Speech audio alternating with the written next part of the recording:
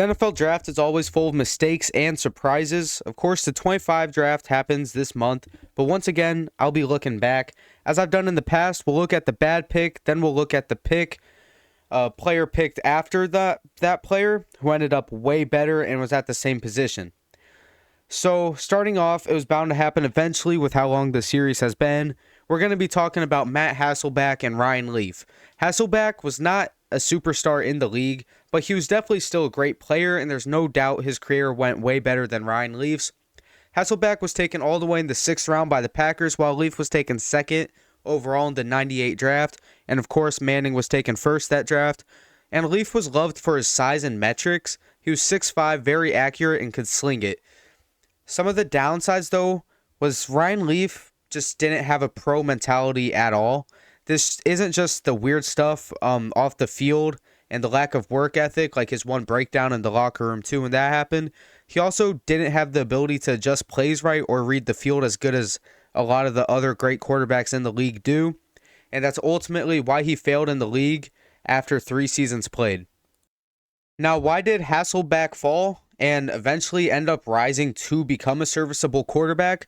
Obviously, taking Hasselbeck at 2 probably wouldn't have been the best move either, but he did end up a lot better than Leaf, and he only started 2 years for Boston College. His senior year, he led the Big East in completion percentage. He was a pretty average quarterback all around and wasn't invited to the NFL Combine. He then went on to have a pretty mediocre pro day in which hardly any scouts were there. One of them, though, was Andy Reid, the Packers quarterback coach, and we all know the career Andy Reid has had right now as a head coach. And Hasselbeck didn't really fall in the drafts as much as scouts just weren't impressed about him, and he just wasn't really on many scouts' radars. He's almost like an opposite to Ryan Leaf. He had the leadership and work ethic traits to let him rise to being a decent starter for the Seahawks. He made 3 Pro Bowls with the Seahawks, throwing for more than 20 touchdowns 4 total times. He finished the career with the Colts, where he'd be a backup, but starting quite a few games that season, and he put together a pretty good stat line for his final year. And obviously, he was not a superstar, but he ended up a much better player than Ryan Leaf. In the 2015 class, Perryman was drafted pick 26 by the Baltimore Ravens. 43 picks later, the Seahawks would draft Tyler Lockett. Perryman was by no means an awful player, but he definitely isn't close to Lockett, and I'd consider him a bit of a bust. But part of this was just due to injuries. He partially tore his PCL, then re-aggravated it, and ended up having to miss his whole rookie year in 2015. Even with this, his second year, he had 499 yards, and that honestly isn't bad considering he had to take the full first year off. And in training camp of 2016, he had actually partially tore and had to have ACL surgery. The guy really just couldn't catch a break. He'd struggled through injuries his whole career and only spent 2 healthy seasons with the Ravens, where he'd kind of just get tossed on the back burner and left fairly unused in that second one. He also struggled through concussions his entire career, stemming back to college.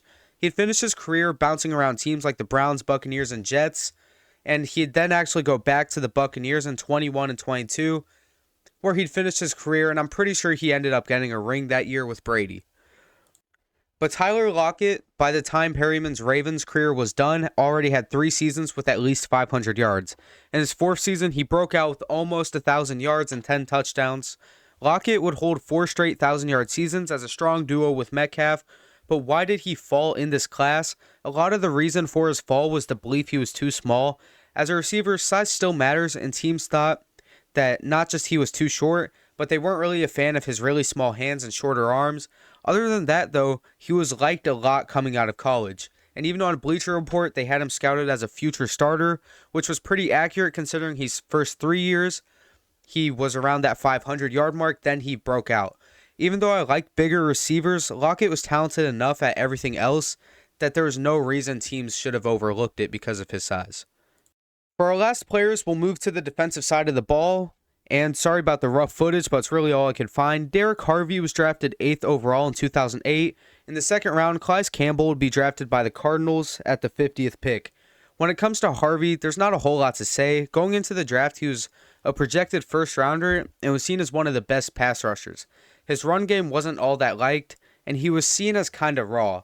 He was a very athletic end, especially at 6'5", and he'd finished his career with only 8 sacks in 3 years for Jacksonville. He would just never develop in the league. only lasting 4 seasons, in which he finished with Denver in 2011 as a backup/rotate guy.